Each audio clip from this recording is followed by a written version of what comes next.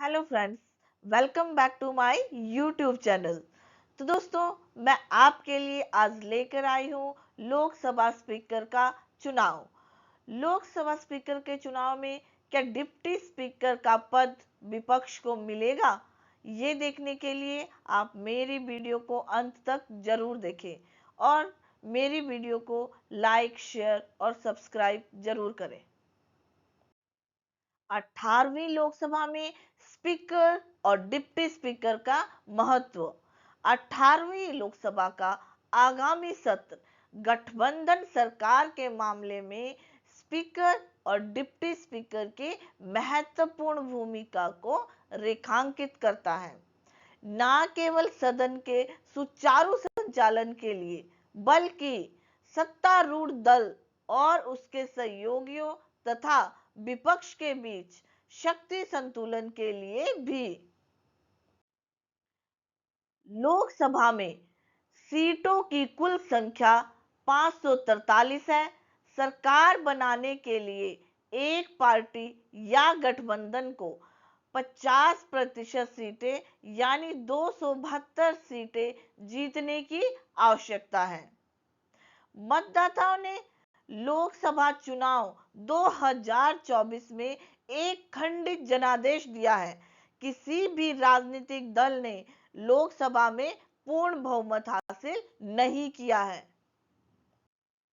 यद्यपि भाजपा ने उम्मीदों से कम प्रदर्शन किया है, लेकिन फिर भी 18वीं लोकसभा में 240 सीटें जीतकर भाजपा सबसे बड़ी पार्टी के रूप में उभरी है। भाजपा लोकसभा में 272 सीटों के बहुमत से केवल 32 सीटें कम रह गई।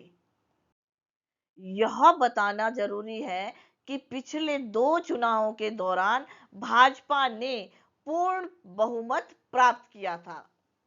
भाजपा ने 2014 लोकसभा चुनाव में 282 सीटों के साथ पूर्ण बहुमत हासिल किया था और एनडीए ने 336 सीटें जीती। भाजपा ने 2019 लोकसभा चुनाव में 303 सीटों के साथ पूर्ण बहुमत हासिल किया था और एनडीए ने 353 सीटें जीती। लोकसभा चुनाव 2024 में भाजपा के नेतृत्व वाले एनडीए गठबंधन ने 292 सीटों के साथ बहुमत हासिल किया है, जबकि कांग्रेस के नेतृत्व वाले इंडिया ब्लॉक ने 234 सीटें जीती।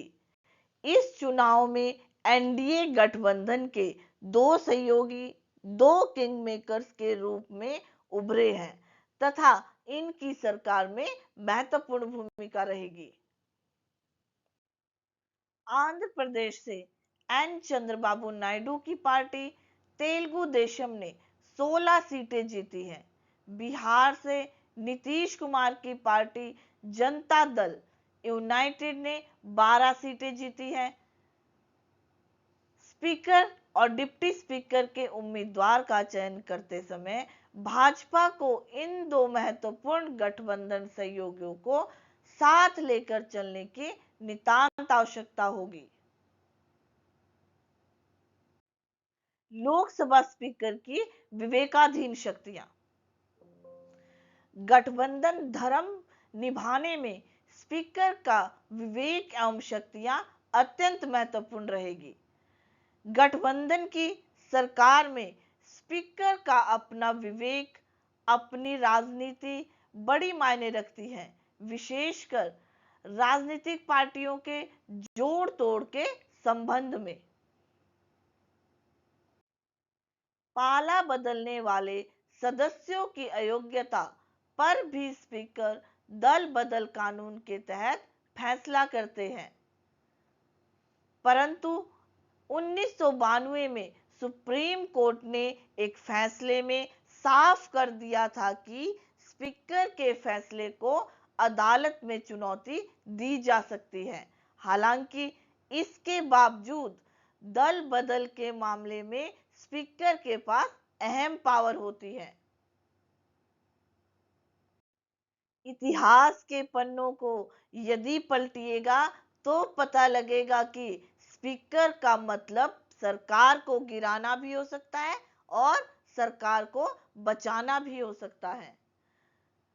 स्पीकर को ही तय करना होता है कि संसद चलेगी कैसे।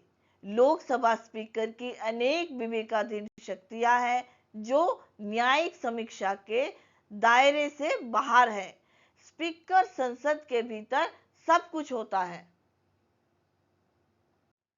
एनडीए के प्रमुख सहयोगियों, विशेषकर आंध्र प्रदेश से चंद्रबाबू नायडू की पार्टी, तेलुगु देशम और बिहार से नीतीश कुमार की पार्टी जनता दल यूनाइटेड को उनकी पार्टियों के तोड़े जाने के भय से मुक्त रखना अत्यंत महत्वपूर्ण है।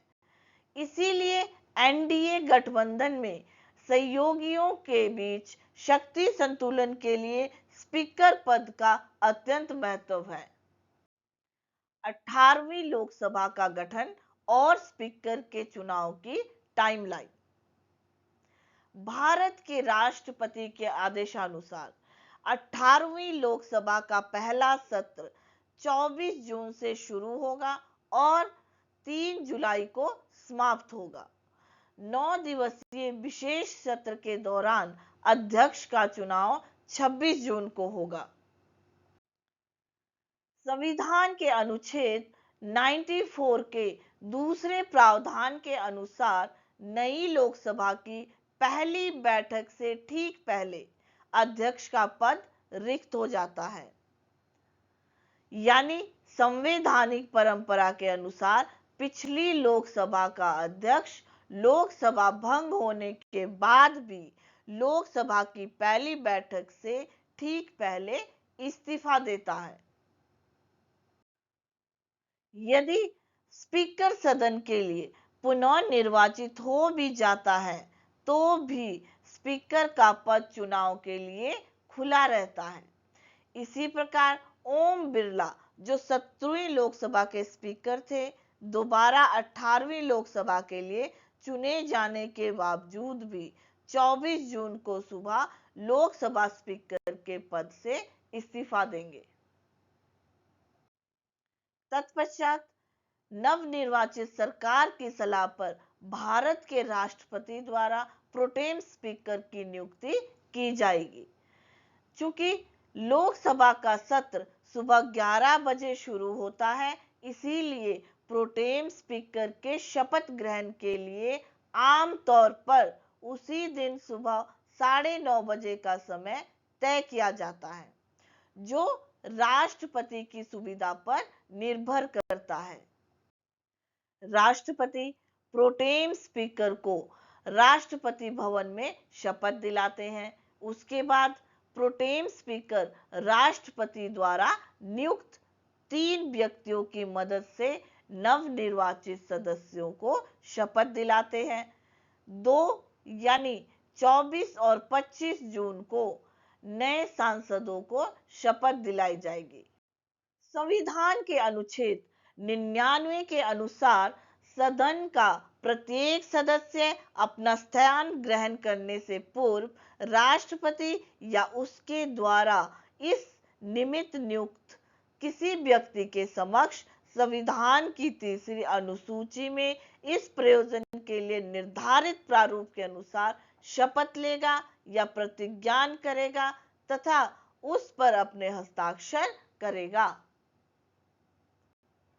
प्रोटेम स्पीकर तब तक कार्य करेगा जब तक एक नया स्पीकर नहीं चुना जाता। स्पीकर के चुनाव की तारीख राष्ट्रपति तय करते हैं, जबकि डिप्टी स्पीकर के चुनाव की तारीख स्पीकर की ओर से तय की जाती है। नए लोकसभा स्पीकर का चुनाव 26 जून को होगा। लोकसभा सदस्य 25 जून दोपहर 12 बजे तक लोकसभा स्पीकर पद के लिए उम्मीदवार के नामांकन के लिए नोटिस जमा कर सकते हैं। 26 जून को सदन में प्रधानमंत्री या संसदीय कार्य मंत्री उम्मीदवार के नाम का प्रस्ताव करेंगे।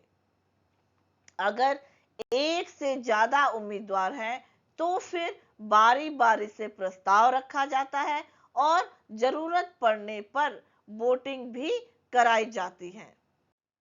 जब सदन द्वारा नए स्पीकर का चुनाव किया जाता है तो प्रोटेम स्पीकर का पद समाप्त हो जाता है। इसके बाद 27 जून 2024 को सुबह 11 बजे राष्ट्रपति द्रौपदी मुर्मू लोकसभा तथा राज्यसभा दोनों के संयुक्त सत्र को संबोधित करेगी। डिप्टी स्पीकर के चुनाव की तारीख स्पीकर तय करेंगे। डिप्टी स्पीकर का चुनाव भी वैसा ही होता है जैसे स्पीकर का चुनाव होता है। अगर एक ही उम्मीदवार है तो सदन में उसका प्रस्ताव रखा जाता है और पास किया जाता है। अगर एक से ज्यादा उम्मीदवार है तो फिर वोटिंग कराई जाती है। क्या ओम बिरला प्रोटेम स्पीकर बन सकते हैं? हाँ, बिल्कुल। यदि सरकार चाहे तो ओम बिरला जो 17वीं लोकसभा के स्पीकर थे वह भी प्रोटेम स्पीकर बन सकते हैं। यदि ओम बिरला प्रोटेम स्पीकर बनते हैं तो क्या वह स्पीकर के पद के लिए चुनाव लड़ सकते हैं? हाँ, बिल्कुल। परंतु ऐसे मामले में 2 प्रोटेम स्पीकर बनाए जाएंगे। 2 प्रोटेम स्पीकर पहले भी बनाए जा चुके हैं। 14वीं लोकसभा के दौरान जिस सांसद सदस्य को प्रोटेम स्पीकर के रूप में नियुक्त करने का प्रस्ताव था उसे बाद में स्पीकर के रूप में चुनाव के लिए भी प्रस्तावित किया जाना था। इन परिस्थितियों में 2 प्रोटेम स्पीकर रखने का निर्णय लिया गया ताकि स्पीकर के चुनाव के समय कुर्सी पर एक अलग प्रोटेम स्पीकर हो। इस प्रकार 14वीं लोकसभा में वर्ष 2004 में सोमनाथ चटर्जी पहले प्रोटेम स्पीकर बने और फिर लोकसभा स्पीकर भी चुने गए। डिप्टी स्पीकर पद की संवैधानिकता और पद के लिए समयबद्ध चुनाव। भारत के संविधान के अनुच्छेद 93 में लोकसभा के डिप्टी स्पीकर का पद स्थापित किया गया है और अनुच्छेद 94 टू 96 में उनकी नियुक्ति हटाने और शक्तियों का वितरण दिया गया है। स्पीकर की अनुपस्थिति में डिप्टी स्पीकर स्पीकर के रूप में कार्य करता है और स्पीकर की पूरी शक्तियों का प्रयोग करता है। ध्यान देने वाली बात यह है कि संविधान के अनुसार डिप्टी स्पीकर एक स्वतंत्र पद है और वह स्पीकर के अधीन नहीं होता है। संविधान के अनुच्छेद 93 में कहा गया है कि लोकसभा को यथाशीघ्र स्पीकर और डिप्टी स्पीकर के रूप में 2 सदस्यों का चयन करना होगा। डिप्टी स्पीकर का चुनाव स्पीकर के साथ ही किया जाता है और परंपरा यह रही है कि पहले स्पीकर का चुनाव किया जाता है और 1 सप्ताह के भीतर डिप्टी स्पीकर का चुनाव भी कर लिया जाता है। संसदीय कार्य मंत्रालय की सांख्यिकी पुस्तिका के अनुसार डिप्टी स्पीकर का चुनाव अधिकतर कुछ सप्ताहों में ही हो जाता है। डिप्टी स्पीकर के चुनाव में अब तक का सबसे लंबा समय 12वीं लोकसभा के दौरान लगा था, जब जीएससी बाल योगी के स्पीकर रहते हुए पीएस सईद को डिप्टी स्पीकर के रूप में चुनने में 270 दिन लग गए थे। 17वीं लोकसभा में भाजपा के ओम बिरला स्पीकर थे, जबकि डिप्टी स्पीकर का पद रिक्त रहा। 17वीं लोकसभा पहली ऐसी लोकसभा थी जिसने बिना डिप्टी स्पीकर के अपना कार्यकाल पूरा किया, जिसे विपक्षी सांसदों ने अलोकतांत्रिक और विशेषज्ञों ने अभूतपूर्व बताया है। इस उदाहरण को छोड़कर ऐसी स्थिति कभी नहीं आई जब लोकसभा के पूरे कार्यकाल के दौरान कोई डिप्टी स्पीकर नहीं रहा हो। लोकसभा में डिप्टी स्पीकर की रिक्तता का मामला वर्ष 2023 में माननीय सुप्रीम कोर्ट ऑफ इंडिया पहुंचा था। मुख्य न्यायाधीश डी वाई चंद्रचूड़, न्यायमूर्ति पी एस नरसिम्हा और न्यायमूर्ति जे बी पारदीवाला की सुप्रीम कोर्ट की पीठ ने एक याचिका पर सुनवाई करते हुए केंद्र सरकार को नोटिस जारी किया था। पीठ में अनुच्छेद 93 और 178 का हवाला देते हुए केंद्र सरकार को याद दिलाया कि डिप्टी स्पीकर का चुनाव अनिवार्य है और डिप्टी स्पीकर का चुनाव न करने पर जवाब मांगा। यह कहना कि डिप्टी स्पीकर की रिक्तता ने किसी भी तरह से सदन के कामकाज को प्रभावित नहीं किया है, न केवल तर्कहीन है बल्कि असंवैधानिक भी है। डिप्टी स्पीकर की नियुक्ति ना करना संवैधानिक प्रावधानों के खिलाफ है। अगर यह वैकल्पिक होता तो संविधान में ऐसा बनाया जाता, लेकिन संविधान में यह अनिवार्य है। जब संविधान कोई अनिवार्य प्रावधान करता है तो उसका पालन करना ही होता है। लोकसभा में डिप्टी स्पीकर का पद क्यों चाहता है इंडिया गठबंधन? विपक्ष से डिप्टी स्पीकर चुनने की परंपरा। सदन को ही स्पीकर और डिप्टी स्पीकर का चुनाव करना होता है। प्रस्ताव सरकार की ओर से आता है। स्पीकर सत्ताधारी पार्टी से होता है और परंपरा यह रही है कि डिप्टी स्पीकर विपक्ष से होगा। हालांकि कोई लिखित नियम नहीं है, लेकिन 17वीं लोकसभा को छोड़कर हाल की सभी लोकसभाओं में इसका पालन किया जाता रहा है। यद्यपि संविधान में ऐसा करने का प्रावधान नहीं है, फिर भी पिछले कुछ वर्षों से संसदीय परंपरा यह बन गई है कि विपक्ष के किसी सदस्य को ही लोकसभा का डिप्टी स्पीकर चुना जाता है। इस परंपरा की शुरुआत जवाहरलाल नेहरू ने की थी, जिन्होंने 1956 में शिरोमणि अकाली दल के सरदार हुकुम सिंह को डिप्टी स्पीकर के तौर पर चुना था। हालांकि इसके बाद डिप्टी स्पीकर सत्तारूढ़ कांग्रेस से ही होते रहे, जब तक कि आपातकाल के दौरान एक स्वतंत्र सदस्य जी स्वेल को नियुक्त नहीं किया गया। उसके बाद से सदैव विपक्ष के सदस्य ही इस पद पर नियुक्त हुए तथा यह परंपरा 16वीं लोकसभा तक जारी रही, जब सत्तारूढ़ एनडीए के गठबंधन सहयोगी एआईएडीएमके के एम थबिदुरई डिप्टी स्पीकर बनाए गए। 17वीं लोकसभा में भाजपा के ओम बिरला स्पीकर थे, जबकि डिप्टी स्पीकर का पद रिक्त रहा। विपक्षी इंडिया गठबंधन ने कहा है कि लोकसभा में डिप्टी स्पीकर का पद परंपरा के अनुसार आमतौर पर मुख्य विपक्षी दल को दिया जाता है। इंडिया टुडे की एक रिपोर्ट के अनुसार यदि सरकार डिप्टी स्पीकर का पद विपक्ष को नहीं देगा तो वह 18वीं लोकसभा में स्पीकर के पद पर चुनाव होगा और इंडिया गठबंधन स्पीकर के पद के लिए कैंडिडेट खड़ा करेगा।